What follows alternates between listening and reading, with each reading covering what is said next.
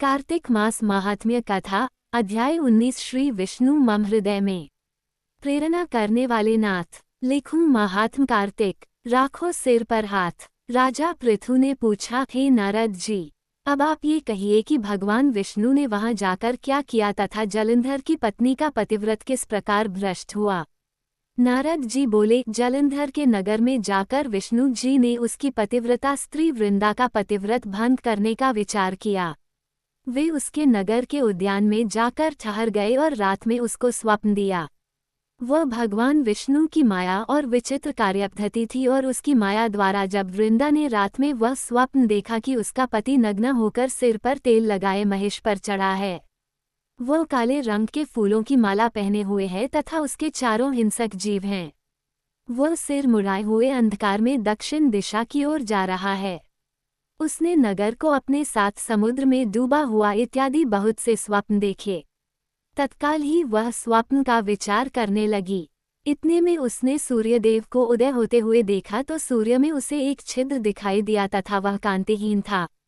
इसे उसने अनिष्ट जाना और वह भयभीत हो रोती हुई छज्जे, अटारी तथा भूमि कहीं भी शांति को प्राप्त न हुई। फिर अपनी दो सखियों के साथ उपवन में गई, वहां भी उसे शांति नहीं मिली। फिर वह जंगल में निकल गई, वहां उसने सिंह के समान दो भयंकर राक्षसों को देखा, जिससे वह भयभीत हो भागने लगी। उसी क्षण उसके समक्ष अपने शिष्यों सहित शांत मौनी तपस्वी वहां आ गया। भयभीत वृंद उसके गले में अपना हाथ डाल उससे रक्षा की याचना करने लगी। मुनि ने अपनी एक ही हुंकार से उन राक्षसों को भगा दिया। वृंदा को आश्चर्य हुआ तथा वह भय से मुक्त हो मुनिनाथ को हाथ जोड़ प्रणाम करने लगी। फिर उसने मुनि से अपने पति के संबंध में उसकी कुशल क्षेम का प्रश्न किया। उसी समय दो वानर मुनि के समक्ष आकर हाथ जोड़ खड़े हो गए और ज्यों ही मुनि ने भृकुटी संकेत किया त्यों ही वे उड़कर आकाश मार्ग से चले गए।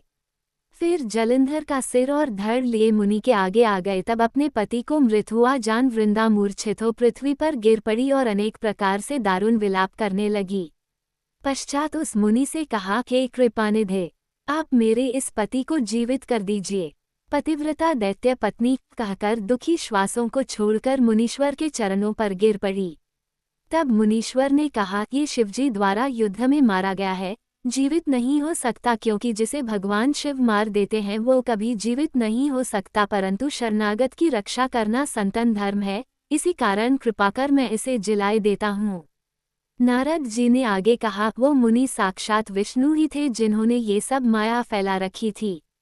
वह वृंदा के पति को जीवित करके अंतर्ध्यान हो गए। जलंधर ने उठकर वृंदा को आलिंगन किया और मुख चूमा। वृंदा भी पति को जीवित हुआ देख अत्यंत हर्षित हुई और अब तक हुई बातों को स्वप्न समझा। तत्पश्चात वृंदा सकौम हो बहुत दिनों तक अपने पति के साथ विहार करती रही। एक बार सुरत एवं संभोग काल के अंत में उन्हीं विष्णु को देखकर उन्हें ताड़ित करती हुई बोली, हे पराई स्त्री से गमन करने वाले विष्णु, तुम्हारे शील को धिक्कार है। मैंने जान लिया है कि मायावी तपस्वी तुम ही थे। जय विष्णु भगवान।